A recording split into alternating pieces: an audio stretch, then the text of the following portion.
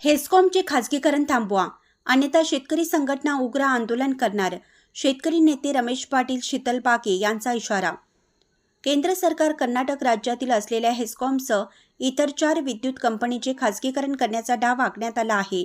हा निर्णय शेतकरी, नागरिकांना व कर्मचारी वर्गाला अन्यायकारक ठरणार आहे. त्यामुळे कर्नाटक राज्यात विद्युत पुरवठा करणाऱ्या 5ही कंपनीचे खासगीकरण न करता सरकारच्या अधीनच असाव्यात. नाहीतर कर्नाटक राज्य रयत संघटना, जय किसान व स्वाभिमानी शेतकरी संघटनेच्या वतीनं राज्यभर उग्र आंदोलन करण्याचा इशारा अध्यक्ष रमेश पाटील व कार्याध्यक्ष शीतल बागे यांनी दिला आहे. ते भोस तालुका निपाणी येथे आयोजित पत्रकार बैठकीत बोलत होते. पुढे पाटील व बागे म्हणाले की कर्नाटक राज्यातील शेतकऱ्यांना राज्य सरकारकडून शेतीपंपांना व घरोघरी मोफत वीज पुरवठा आहे. खाजगीकरण झालं तर याचा मोठा फटका शेतकरी व गोरगरीब कुटुंबांना होणार आहे. शेतकरी वर्गाला व नागरिकांना मोफत वीज मिळणार नाही. त्यामुळे या कंपनीकडे दाद मागणं अवघड जाणार आहे. त्याचबरोबर शेतकऱ्यांना विद्युत खांब, ट्रान्सफॉर्मर व इलेक्ट्रिक संबंधित कामे करून घेण्यामध्ये मोठी अडचण निर्माण होणार आहे. खाजगीकरण झालंच तर शेतकऱ्यांवर कोणतीही शासकीय योजना मिळणार नाही. तसेच त्यांच्यावर मनमानी बिल आकारणी करून शेतकऱ्यांना देशोधडीला लावण्याचं काम केलं जाणार आहे. घरोघरी असलेले मोफत वीज पुरवठा भविष्यकाळात बंद होऊ शकतो.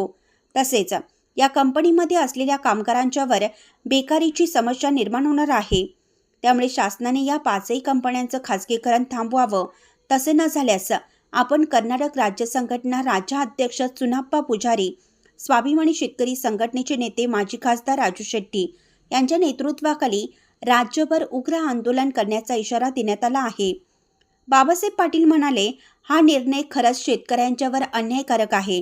जर शासनाने हा निर्णय बदलला नाही तर आम्ही मोठे आंदोलन करणार असल्याचं सांगितलं. यावेळी शिवकुंडा पाटील, शीतल वैगुडे, शिवकुंडा पाटील सर, रामू मतिवाडे, प्रशांत खोत, मनोज कोंडपणावर, बापू हंपणावर, जितेंद्र टाकळे इत्यादी उपस्थित होते. भोजून मुख्य संपादक प्रशांत कांबळे.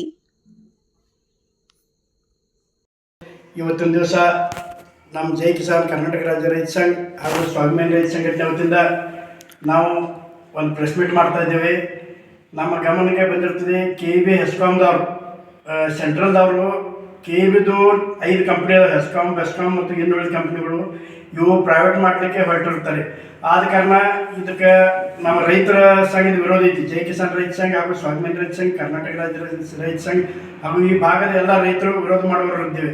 ಯಾಕೆಂದರೆ ಒಂದ್ಸಲ ಪ್ರೈವೇಟ್ ಆಯ್ತಾರೆ ಈಗೇನು ನಮ್ಮ ಗೌರ್ಮೆಂಟ್ ಫೆಸಿಲಿಟಿಗಳು ಸಿಗ್ತಾವೆ. ಲೈಟ್ ಮೋಟ್ರ್ ಎಲ್ಲ ಅಂದರೆ ಕರೆಂಟ್ ಬಿಲ್ ಎಲ್ಲ ಉಚಿತವಾಗಿ ವಿದ್ಯುತ್ ಸಂಪರ್ಕ ಮಾಡ್ತಿದ್ದಾರೆ ಹೊಲಗಳಿಗೆ. ಅದು ಮುಂದೆ ಅವ್ರು ಪ್ರೈವೇಟ್ ಮಾಡಿದ್ರೆ ಲೈಟ್ ಬಿಲ್ ಚಾಲು ಮಾಡ್ಬೋದು. ಆದ ಕಾರಣ ಈ ಭಾಗದ ಎಲ್ಲ ರೈತರ ವತಿಯಿಂದ ನಾವೊಂದು ಹೆಸ್ಕಾಮ್ಗೆ ಅಥವಾ ಕೇಂದ್ರ ಸರ್ಕಾರಕ್ಕೆ ಒಂದು ಎಚ್ಚರಿಕೆ ಬಯಸುತ್ತೇನೆ. ಇದು ಒಂದ್ಸಲ ನೀವು ಪ್ರೈವೇಟ್ ಜನ ಮಾಡಿದ್ರೆ ಮುಂದಿನ ದಿನಮಾನಗಳಾಗ ನಮ್ಮ ಜೈ ಕಿಸಾನ್ ರೈತ ಸಂಘ ಹಾಗೂ ಸ್ವಾಭಿಮಾನಿ ರೈತ ಸಂಘ ಮತ್ತು ಕರ್ನಾಟಕ ರಾಜ್ಯ ರೈತ ಸಂಘ ಅದೇ ರೀತಿ ಈ ಭೋಜ ಪಂಚಕೃತಿಯಿಂದ ಎಲ್ಲ ರೈತರ ವತಿಯಿಂದ ಉಗ್ರವಾದ ಹೋರಾಟ ಮಾಡಬೇಕಾಗುತ್ತದೆ. ಯಾಕಂದರೆ ಈಗ ಏನು ಸರ್ಕಾರ ಸುವಿಧಾ ನಮ್ಗೆ ರೈತರಿಗೆ ಸಿಗ್ತಾವೆ ಇವಾಗ ಕಡಿಮೆ ಇದಾವೆ. ಯಾಕಂದ್ರೆ ಈಗಾಗಲೇ ಲೈಟು 7 ತಾಸು ಕೊಡತ್ತಾರೆ. ಇದು ನಾವು ಕಮ್ಮಿ 12 ತಾಸು ಬೇಕು. ಹಿಂಗೆ ಹಲವಾರು ಸಮಸ್ಯೆ ಇದಾವೆ. ಉಚಿತವಾಗಿ TC ಕೊಡ್ಬೇಕು. ಅವರು TC ಸುಟ್ರೆ TC ಕುಂದಿಸ್ಕೊಡ್ಬೇಕು. ಅದೇ ರೀತಿ KEB ಕನೆಕ್ಷನ್ ಕೊಡ್ಬೇಕಾದ್ರೆ ಪೋಲ್ದು ಮತ್ತು ಡಾಮ್ದು ಇರಲಿ, ತಾರ್ ಇರಲಿ, ತಂತಿ ಇರಲಿ, ಇದ್ರದ್ದೆಲ್ಲ ಅವರು ಬಿಲ್ ತೊಗೋತಾರೆ. ಆ ಬಿಲ್ಲು ತೊಗೋಬಾರ್ದು, ಉಚಿತವಾಗಿ ಕೊಡ್ಬೇಕು. ಯಾಕಂದ್ರೆ ಅಕ್ರಮ ಸಕ್ರಮ ಇದು ಕಾಯ್ದೆ ಐತಿದ ರೈತರಿಗೋಸ್ಕರ ಐತಿ. ಇದು ಚಾಲು ಮಾಡಬೇಕು. ಇದ್ರ ಜೊತೆಗೆ ಈಗ ಒಂದು ವೇಳೆ ನೀವು ಜನ ಪ್ರೈವೇಟ್ ಮಾಡಿ ಹೊಂಟ್ರೆ ಈ ಭಾಗದ ಎಲ್ಲ ರೈತರು ನಮ್ಮ ನಾಯಕರಂತ ರಾಜು ಶೆಟ್ಟಿ ಅವರು ಮತ್ತು ಅದೇ ರೀತಿ ಕರ್ನಾಟಕ ರಾಜ್ಯ ರೈತ ಸಂಘ ರಾಜ್ಯಾಧ್ಯಕ್ಷರಿಂದ ಚುನ್ನಪ್ಪ ಪೂಜಾರಿ ಅವರ ನೇತೃತ್ವದಾಗ ಈ ಭಾಗದ ಎಲ್ಲ ನಮ್ಮ ಕೇಂದ್ರ ಭಾರತ ಸರ್ಕಾರವು 2026ರಿಂದ ಹೆಸ್ಕಾಮ್, ಬೆಸ್ಕಾಮ್ ಹಿಂಗಿರುವಂಥ 5 ಕಂಪನಿಗಳನ್ನು, ಸರ್ಕಾರ ಸ್ವಾಮಿತ್ವದಲ್ಲಿರುವ ಕಂಪನಿಗಳನ್ನು ಪ್ರೈವೇಟೈಸೇಷನ್ ಮಾಡ್ಕೊಂಡಿದ್ದರು. ಆದ್ದರಿಂದ ರೈತರಿಗೆ ಭಾಳ ನುಸ್ಕಾನ್ ಹೋಗೋದಿ. ಅದು ಹೆಂಗಂದ್ರೆ ಜಿಯೋ ಸಿಮ್ಮನ್ನು ಮೊಟ್ಟ ಮೊದಲಿಗೆ ಫ್ರೀಯಾಗಿ ಕೊಟ್ಟರು. ಫ್ರೀಯಾಗಿ ಕೊಟ್ಟಪಟ್ಟಿಗೆ ಎಲ್ಲರೂ ಜಿಯೋ ಸಿಮ್ಮನ್ನು ಯೂಸ್ ಮಾಡಿದ ನಂತರ ಅವ್ರು ಜಿಯೋ ಸಿಮ್ ಎಲ್ಲರಿಗೆ ನಮ್ಗೆ ಬೇಕಾದ ನಂತರ ಆ ಥರ ರೇಟ್ಗಳೆಲ್ಲ ವಾಡ್ಸ್ಕೋತ ಬಂದರು. ಇಂದು ಪ್ರತಿ ತಿಂಗಳಿಗೆ 300 ರೂಪಾಯಿ ರೇಟಾಗಿ ಈಗ ನಮ್ಮ ರೈತರಿಗೆ ಸರ್ಕಾರದವರ ವಿದ್ಯುತ್ ಶಕ್ತಿಯನ್ನು ಪಂಪ್ಸೆಟ್ಗಳು ಫ್ರೀ ಕೊಟ್ಟಿದ್ದರು ಮತ್ತು ಮನೆಗೆ ಕರೆಂಟ್ ಫ್ರೀ ಕೊಟ್ಟಿದ್ದರು.